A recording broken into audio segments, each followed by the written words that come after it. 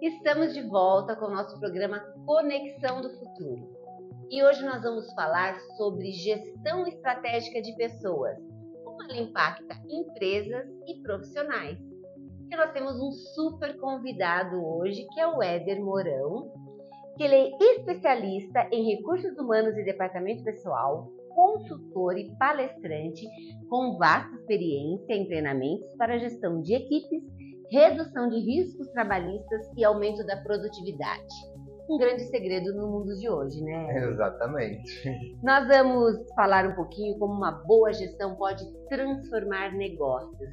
Mas primeiro eu vou pedir que o Éder se apresente, fale um pouco da sua trajetória e o que te levou a ingressar nesse segmento. Legal, muito prazer, Patrícia. Agradeço o convite para estar aqui com vocês, poder contribuir um pouquinho com essa discussão tão importante aí nos dias de hoje. Meu nome é Éder Mourão, eu sou especialista em RH e departamento pessoal, atuo já há 20 anos na área de DP, na área de RH. Hoje eu sou consultor estratégico de empresas, levanto as necessidades das empresas em gestão de pessoas, elaboro as estratégias, realizo os treinamentos, faço toda a parte de desenvolvimento dos times e também lancei recentemente a minha mentoria em departamento pessoal e atualização trabalhista. Patrícia, eu afirmo com toda a convicção que é a maior mentoria em DP e atualização trabalhista do Brasil. E eu afirmo isso porque eu fiz uma pesquisa de mercado, eu levantei as necessidades das empresas para essa área, falei, vou entrar com solução nesse ponto, então atuo aí como um parceiro das empresas, um parceiro dos negócios em gestão estratégica de pessoas, em todas as frentes aí que os negócios necessitam. Muito bom. Aliás, você falou uma palavra-chave, parceiro das empresas, parceiro dos negócios. Nós estamos caminhando para isso, né? Hoje não é uma relação de cá para lá, é tudo junto, né? Onde a gente tem que somar as competências de todos para que a boa gestão flua, para que os profissionais eles construam essa boa relação também, né? Exatamente. Hoje, um dos desafios em gestão de pessoas, desafios do RH, é justamente pegar as diferenças que existem aí de perfis técnicos, perfis de competências comportamentais, aproveitar o que é melhor disso, respeitando aí fatores que envolvem a diversidade, que envolvem a responsabilidade social e transformar isso em algo produtivo para a empresa, com boas performances, com engajamento por parte desses colaboradores e impactando principalmente seus resultados. Eu costumo dizer, Patrícia, que hoje as empresas têm que encarar os seus colaboradores num jogo de ganha-ganha. A empresa ganha, o colaborador ganha a partir da performance, do engajamento que ele entrega. E para isso ele tem que ser desenvolvido, a empresa tem que colocar um olhar estratégico aí nas suas relações humanas. Isso mesmo. E aproveitando, nós vamos falar um pouquinho de tudo isso que o Éder falou e vamos começar por essa nova mudança no perfil do profissional. Nós estamos aí com uma geração Z, né, ingressando no mercado de trabalho e como que a gente consegue desenvolver um ambiente harmonioso nesse mercado de trabalho com tantas diferenças. Mais um desafio aí para o RH. É um momento histórico muito interessante que a gente está vivendo, no qual 4 gerações coexistem dentro do mesmo ambiente de trabalho. Então a gente vê as pessoas com 60, 65 anos, altamente produtivas ainda, trabalhando, tendo que conviver com quem nasceu em 2006 e está chegando no mercado de trabalho. Então, 2006, para mim, deveria ter 8 anos de idade. Mas não, eles já têm 18, eles já estão entrando e transformando. A relação da geração Z com a geração anterior, que é a Y, os millennials, é muito interessante porque os millennials, eles entraram com a ideia de revolucionar o mercado de trabalho. Então eu vou tentar a minha maneira, modificar clima, modificar cultura, ser mais eu e poder me exercer. Só que a grande frustração dos millennials é que eles não conseguiram, na prática, tudo isso que eles desejavam. Então foi uma geração que continuou submissa a métodos mais antiquados de gestão, submissos a gestões que não se preocupavam com as questões humanizadas, e a gente viu essa geração tendo que cumprir jornadas extensivas de trabalho, não havia um olhar para fatores psicossociais, fatores de saúde mental, e essa geração foi se frustrando. E aí chega a geração Z, que é uma geração nova, e começa a questionar e não aceitar muito do que os millennials queriam mudar e não conseguiram. Então a gente vê já essa convivência, eu não digo nem que existe um conflito entre millennials e geração Z, a gente vê essa convivência numa perspectiva de estudo, isso é muito interessante, e aí a gente vê os conflitos que acontecem com as gerações anteriores, geração X, os baby boomers, que ainda estão no mercado de trabalho. Então o desafio é justamente esse. Há quem diga que a geração Z é uma geração mais intolerante e que não gosta de trabalhar. Eu prefiro dizer que a geração Z é uma geração que não quer trabalhar como nós trabalhávamos, no modelo antigo, no modelo onde o olhar não estava direcionado para pessoas. E aí eles comunicam isso. Então eles criam uma revolução, criam um barulho dentro de muitas organizações, barulho esse que faz com que as organizações tenham que se mover, se movimentar. Senão ela não atrai novos colaboradores, não retém os seus talentos e ela fica fadada aí a sempre ter uma rotatividade alta, um turnover alto e nunca formar times completos, vencedores, times que vão performar da maneira que a empresa precisa. Então é um tema riquíssimo você estudar as gerações, as relações e os conflitos que existem entre essas gerações. E a geração Z veio para causar aí um barulho, Patrícia, necessário dentro das organizações. Também acho muito necessário, inclusive porque está muito em pauta também a questão da saúde, do bem-estar no ambiente de trabalho, a saúde emocional, que vem como algo muito importante, um olhar que todo empresário tem que ter e tem que investir nisso, né? Então, como conciliar tudo isso, retendo esse profissional que veio para revolucionar, mas que você também tem que pensar nesse ambiente saudável dentro do trabalho. Eles estão conseguindo fazer esse ajuste? Se a gente pensar numa perspectiva histórica, as NRs do Ministério do Trabalho, normas regulamentadoras, existem há 30, 40, 50 anos. Sempre foi necessário você olhar para a saúde e segurança do trabalhador, só que até então essas normas não eram plenamente seguidas pelas empresas, porque não havia fiscalização. Sim. Hoje, as relações que envolvem saúde e segurança do trabalho já estão todas no e-social, que é um ambiente do governo, onde o governo tem acesso a todas as informações trabalhistas, financeiras dos colaboradores e também questões de saúde e segurança. E uma novidade da NR1 para 2025 é a inclusão dos fatores psicossociais do trabalho como um risco do ambiente de trabalho. Anteriormente, o que era risco? Risco físico, químico, biológico, risco de acidentes. Isso era considerado risco. Hoje, a saúde mental, exemplificada aí com o burnout, exemplificada com fatores de estresse, fatores de esgotamento emocional, é considerado um risco, tanto quanto um risco físico, um risco químico. É uma grande novidade que está impactando as empresas. As empresas precisam se preparar para isso, porque, como eu disse, a norma regulamentadora, dentro do e-social, o e-social consegue saber quem está cumprindo e quem não está cumprindo. Então, dentro do e-social existem os eventos de monitoramento da saúde do trabalhador. Se o e-social não recebe a informação de que a sua empresa está monitorando fatores psicossociais do trabalho, já acende uma luzinha lá no próprio ambiente online. Opa, eu preciso verificar isso aqui. E não é o fiscal do trabalho que vai com a malinha na sua empresa, bater na porta e falar, vem cá, fatores psicossociais estão sendo cumpridos? Você recebe uma notificação online direto no domicílio eletrônico trabalhista para prestar contas para o governo. Então, o e-social ele veio digitalizar tudo, inclusive essas questões que envolvem saúde e segurança do trabalho, e principalmente em 2025, em pontos atrelados ao assédio no ambiente organizacional, violência no ambiente organizacional, fatores psicossociais, saúde mental as empresas devem direcionar um olhar muito atento para essas questões. Interessante. Cléder, até para a gente entender de uma forma até mais prática, né? Qual seria um modelo ideal para isso? Ou por onde ela deveria começar para atender essas questões de saúde mental mesmo? Como seria por exemplo, um exemplo de algo simples que ela já poderia implementar dentro da empresa?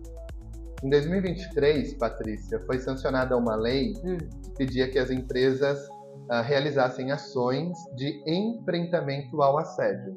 Então, foi realizado estudos e descobriu-se que o assédio moral, assédio sexual, assédio relacionado a comportamentos de líderes contra liderados era um fator muito forte. Então, mais da metade das empresas pesquisadas, os respondentes disseram que sofriam assédio de algum tipo. Então, veio uma lei dizendo, empresas, vocês têm que enfrentar esse tema e de maneira que o assédio diminuísse. Sim. Então, quais maneiras de ações de enfrentamento? Palestras, canais de denúncia, canais de apoio ao denunciante, denunciante nesse caso, que é a vítima de um assédio, fazendo com que as empresas encarassem esse tema como um tema sério e que realmente está inserido na realidade do trabalhador.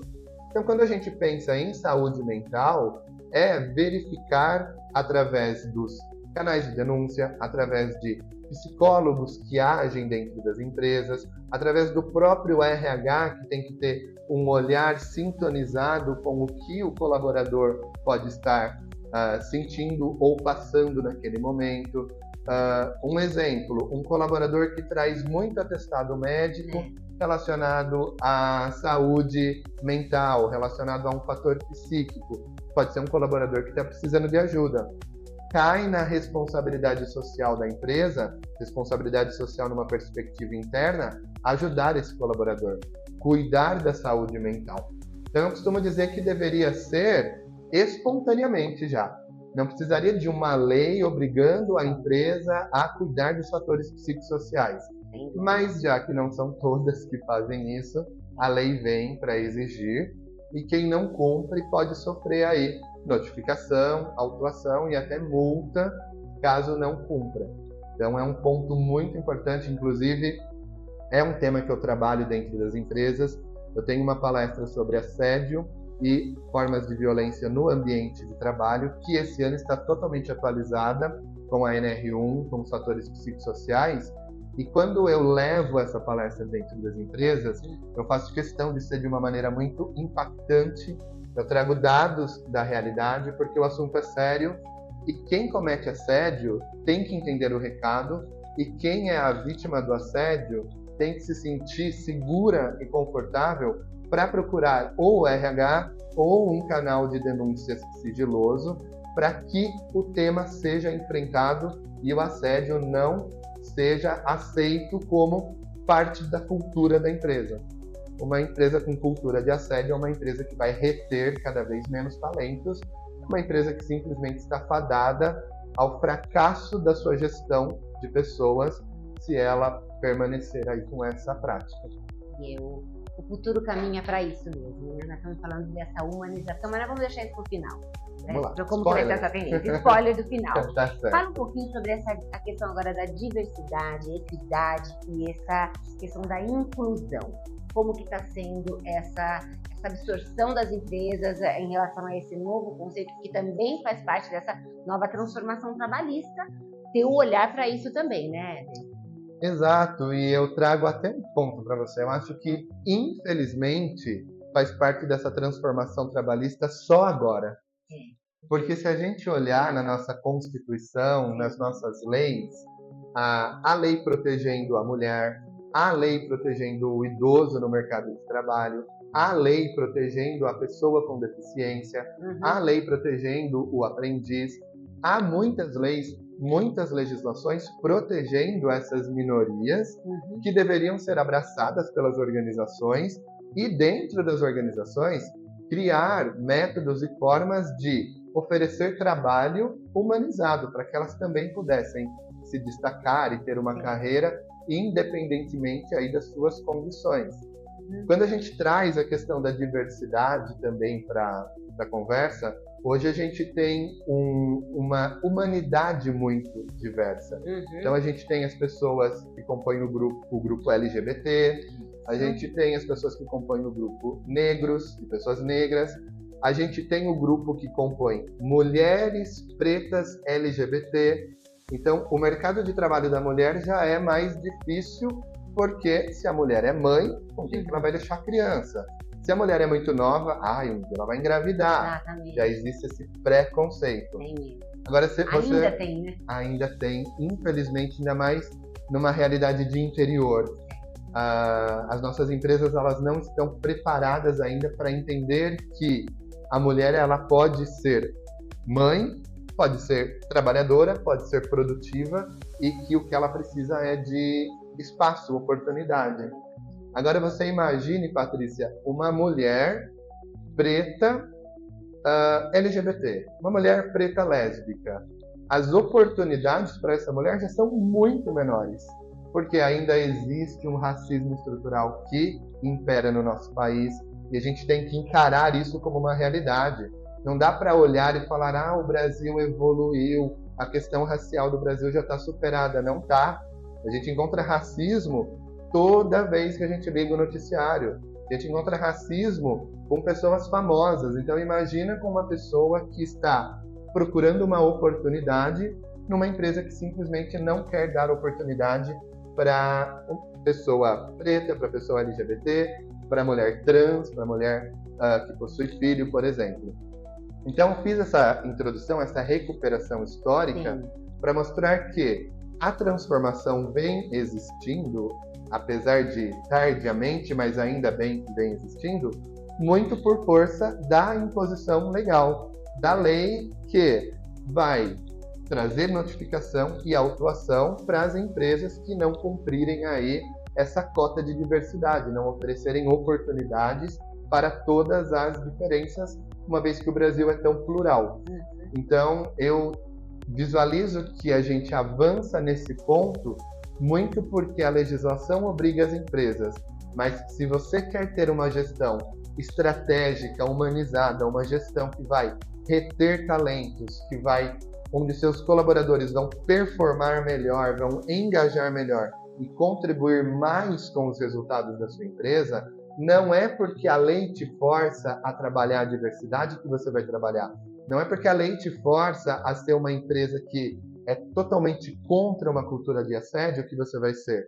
Você será essa empresa porque você sabe que isso é, além de humanizado, é estratégico e é o que se espera de uma coletividade, de uma sociedade, e a empresa nada mais é do que um ator dentro da nossa sociedade. Com certeza, é muito boa essa explanação, imprescindível mesmo, né? Esse olhar. E vamos falar um pouquinho desse desenvolvimento contínuo de novas habilidades e competências. Como que as empresas podem estar incentivando esse processo dentro do teu negócio, da tua empresa, da gestão ali, para que isso seja uma coisa que precisa ser permanente, porque nós vivemos num mundo de constantes transformações. Não dá para parar mais. A busca pelo conhecimento tem que ser constante. Como a empresa incentiva isso? Programas de treinamento e desenvolvimento contínuos. Então, sempre que eu entro numa nova empresa, eu gosto de conversar com os gestores, eu gosto de ter uma ideia de quem é a empresa, entender da missão, visão e valores dela e das necessidades e dores dela. Então, eu faço um diagnóstico, compreendo, e aí eu consigo ver quais competências devem ser trabalhadas, desenvolvidas nessa empresa. Então, eu posso chegar na empresa A, conversar com o gestor e diagnosticar que ela precisa seriamente de um trabalho de adaptabilidade. As pessoas são muito rígidas, as equipes não colaboram entre si, o distanciamento entre gestor e time é imenso. Então, vamos trabalhar adaptabilidade, trabalho em equipe, mindset, vamos desenvolver essas competências. Em outra empresa, as competências a serem desenvolvidas podem ser outras, por exemplo, comunicação, empresas que precisam agir aí mais na compreensão do colaborador para aspectos de produtividade, engajamento, performance. Então, respondendo a sua pergunta até de maneira mais objetiva, é treinamento e desenvolvimento. Grandes empresas possuem dentro do RH a área de T&D e elas estão sempre atentas ao que as pessoas, os times necessitam para desenvolvimento de duas competências, dois grupos de competências totalmente diferentes. As competências técnicas, que são aquelas habilidades que o colaborador precisa para, no dia a dia, ele desenvolver a sua tarefa, e as competências comportamentais, que é o que ele precisa para dar match, para ele conseguir se desenvolver e crescer dentro da organização. Famosas hard skills, soft skills. Hard skills, soft skills, exatamente. Inclusive, eu queria até fazer um comentário breve para você, candidato num processo de recrutamento e seleção que nos assiste. Dica boa, vamos lá. Dica boa, dica excelente, hein? Muitas vezes você envia seu currículo, é chamado para entrevista, faz os testes e recebe aquela famosa resposta: concluímos o nosso processo seletivo, infelizmente você não continuará conosco. O que é analisado pelos RHs dentro de um processo seletivo? Competências técnicas, mas principalmente as competências comportamentais, porque a organização possui as suas próprias competências, seus próprios valores, suas próprias crenças. Então, o trabalho do RH é alinhar as competências que o profissional possui com as competências do negócio. Se der jogo, o profissional avança no processo seletivo, provavelmente vai ser contratado. Se não der jogo e ele reprovar nesse processo seletivo, na empresa do lado ele pode ter exatamente as competências que a empresa busca e precisa. Por isso que nunca é sobre você, é sobre a competência, as competências organizacionais e o que a empresa busca pensando em cultura, clima, relação e gestão de estratégias aí com essas pessoas, tá? Acho que valeu a dica, né, Padre? Muito boa essa dica. Dá um calorzinho, dá um... Vale aí pros meus filhos, pros amigos dos meus filhos, isso é muito importante. Para tantos jovens aí. Carinhozinho no coração de vocês. Isso é legal, vale a pena. E já a gente falou um pouquinho dessas transformações, mas agora nós estamos falando de uma automação, de uma inteligência artificial que vieram com tudo e elas já estão inseridas nas empresas e como que o departamento pessoal está trabalhando com tudo isso. Você está sentindo que as empresas já estão fazendo essas adaptações? É preciso fazer uma separação aí do que é grandes empresas multinacionais e de quem representam as pequenas e médias empresas. Então, pequenas e médias empresas, elas não estão pensando ainda em tanta inteligência artificial para os negócios, tanta automação, porque elas estão algumas fases para trás. Elas precisam resolver alguns outros problemas que envolvem pessoas, gestão estratégica, retenção, clima, cultura. Por isso que o treinamento e desenvolvimento é tão importante. Mas falando agora das grandes organizações que já estão com a inteligência artificial e vários dos seus processos automatizados, eu vejo como muito positivo e eu não sou um defensor do caos. Por que eu falo isso? Muitas pessoas viram e falam que a inteligência artificial, a automação vai roubar os empregos das pessoas. Não vai. Uma vez uma pessoa perguntou para mim: Éder, você acha que a inteligência artificial vai conseguir fechar uma folha de pagamento sozinha? Olhando o ponto, olhando os atestados, correlacionando tudo certinho, o que tem que ser feito? Acho que vai. Mas também acho que ela vai errar em muita coisa.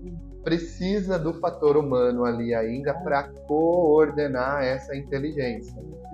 Um projeto muito interessante que eu vi de uma empresa em São Paulo é que ela mensura dados, entrando um pouquinho no People Analytics, ela mensura os dados que envolvem a avaliação de desempenho da pessoa, porque vamos pensar no método tradicional de avaliação de desempenho. Então vem o avaliador, ele pega pessoa por pessoa, analisa e estabelece pontos para cada competência técnica e comportamental, um a um, e depois ele dá a devolutiva, o feedback para o colaborador do porquê que ele teve aquela nota. Com isso está estabelecida a avaliação de desempenho individual ou em grupo. Esse é um dos formatos, dos vários formatos existentes. Essa empresa, com base em dados, ela já analisa a performance e o resultado daqueles colaboradores, ela já faz a avaliação de desempenho e ela já cria o plano de ação com base na avaliação dos pontos de melhoria desse colaborador.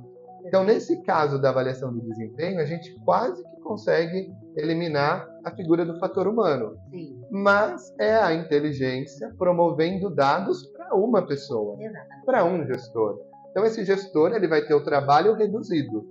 Não vai precisar avaliar no Excel, não vai precisar avaliar no sistema, mas vai precisar receber esses dados que a inteligência artificial o ajudou. Então, a figura do gestor não vai ser extinta, a figura do avaliador não vai ser extinta. Automação, inteligência artificial, novos modelos digitais de negócio vêm para somar e não vêm para roubar emprego de ninguém. Raríssimos casos aí que haverá perdas consideráveis de emprego por conta da inteligência artificial e dos novos modelos digitais. Boa dica também, hein, Éder? E, conforme prometido, vamos falar como que você vê, então, as tendências agora para o futuro.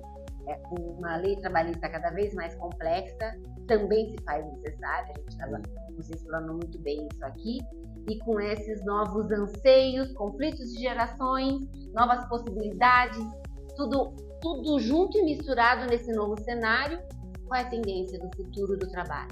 Tudo junto e misturado, e o RH e o empresário que se vire para lidar com isso. Se a gente pensar em tendências, a tendência é a empresa olhar cada vez mais de maneira estratégica para as pessoas. Porque se ela faz isso, ela vai ter um profissional que vai compreender que a empresa se movimenta no sentido de desenvolvê-lo e ele vai desejar performar naquela empresa, continuar naquela empresa, e ele vai produzir mais e melhor para aquela empresa. O que acontece? Os resultados dessa empresa serão maiores, melhorarão esses resultados. Lembra do jogo do ganha-ganha? Se a empresa investe em pessoas, a pessoa vai performar melhor, produzir melhor e a empresa ganha nos resultados.